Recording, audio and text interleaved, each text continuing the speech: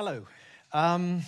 It's a difficult act to follow, and I also noticed that my trousers clash with the carpet, so I'd like to apologize for that. Anyway, let me start with a poem written by Roger McGough called The Identification. He wrote it in the 70s during the Troubles in Ireland, and it goes like this. So you think it's Stephen, then I'd best make sure. Be on the safe side, as it were. Ah, there's been a mistake. The hair, you see, it's black. Stephen's fair. What's that? The explosion, of course, burnt black. Silly of me. I should have known. Then let's get on. The face. Is that a face, I ask? That mask of charred wood, blistered? Scarred, could that have been a child's face? The sweater, where intact, looks in fact all too familiar. But one must be sure. The scout belt, yes, that's his. I recognize the studs he hammered in not a week ago at the age when boys get clothes conscious now, you know. It's almost certainly Stephen. But one must be sure. Remove all trace of doubt. Pull out every splinter of hope. Pockets. Empty the pockets. Handkerchief, could be any schoolboy's. Dirty enough. Cigarettes. Oh, this can't be Stephen. I don't allow him to smoke, you see. He wouldn't disobey me, not his father. But that's his penknife. That's his all right. And that's his key on the key ring Gran gave him just the other night. So this must be him. I think I know what happened about the cigarettes. No doubt he was minding them for one of the older boys. Yes, that's it. That's him. That's our Stephen. What this poem does is it creates a fiction. But it creates a fiction that is so much stronger than any of these headlines, because it takes those meaningless numbers and makes them into a story. It tells us something about what a father feels when he has to go and identify his child. So what I'm trying to tell you tonight, or this afternoon, is about how important it is to do creative writing for university students. Not just for university students, but this is my job. Let's start out with the fact that scholars analyze. They spend very little time creating. They spend very little time putting things together. They take things apart. And I think that's one of the problems that we have to face. So the question that I often get asked is, can you teach creativity? And the answer is probably not. Especially in German-speaking areas, that question is rhetorical. You cannot teach creativity because you're born with a literary genius. I would, however, argue that you can answer the question differently. And my answer would be, no, you can't teach creativity, but you can teach strategies for unconventional thinking.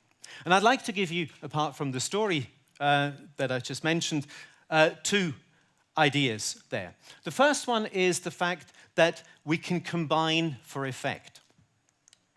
One thing that I often do with my students is to say, think about something that you obsess about and write each thought about this obsession on a separate piece of paper. And they write something like, my mind is a blank. This is so bloody difficult. If only I had studied more. How much time do I have left? You realize students do obsess about exams, right? Now, what you can do with this is you can create two entirely different voices. The first one would be something like, if only I had studied more, my mind's a blank. How much time do I have left? This is so bloody difficult. This is a voice of somebody who is really worried, who's really unsure, who's blaming him or herself. Look at this one. Exactly the same stuff. This is so bloody difficult. How much time do I have left? My mind's a blank. If only I had studied more. Right? Completely different kind of approach there. So what we can see is that juxtaposition, how we combine these two things, are very, very important. How we combine these various things. So, how does this pan out with the poem that you've just heard? Well, there too we have things combined for effect. We have the horrendous situation of a father having to identify his child after a bomb blast. But this is juxtaposed with the feelings that you have about a young child and the fact that this kid is doing things that it shouldn't have been doing. Now, the other thing that I would like to alert you to is the fact that we paint pictures with words. Whenever we find something difficult to explain, we've come up with an image. And one image that we use in time, for instance, is time is difficult, so let's do time as space. And we look forward to something. We look back or think back on a nice experience. And perhaps we're going through a difficult phase. So all of these are, in fact, word images. And perhaps we're not aware of them because we use them every day. They are what we call dead metaphors. Now, there aren't just dead metaphors. There are also metaphors that are deadening. And the market metaphor is probably the best example of that. Because every metaphor reduces, every metaphor leaves things out. The market metaphor, as a metaphor for how we interact with one another, is unbelievably limiting because it just looks at competition. It doesn't look at compassion. It doesn't look at cooperation. It doesn't look at solidarity. All of these things are cut out. But these are the things that actually make us what we are. It shows in archaeological finds that early humans looked after the people who needed looking after. The market metaphor doesn't do that. And I would like to use the market metaphor as an example because our thinking, our academic thinking, is dominated by certain images, certain deadening images. So what can we do to get students to rethink that? And what I would suggest is think of yourself as somebody from a completely different place, from another planet or from a civilization that has no connection with Western civilization, if that thing even exists. And get them to look at a situation like this. People sitting side by side using a mobile phone.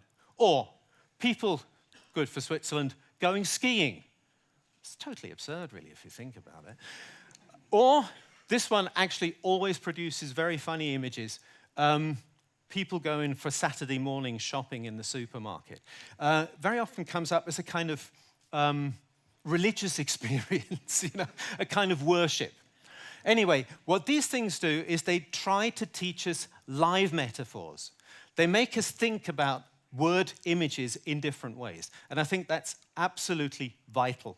Let me just very quickly take you back to the poem.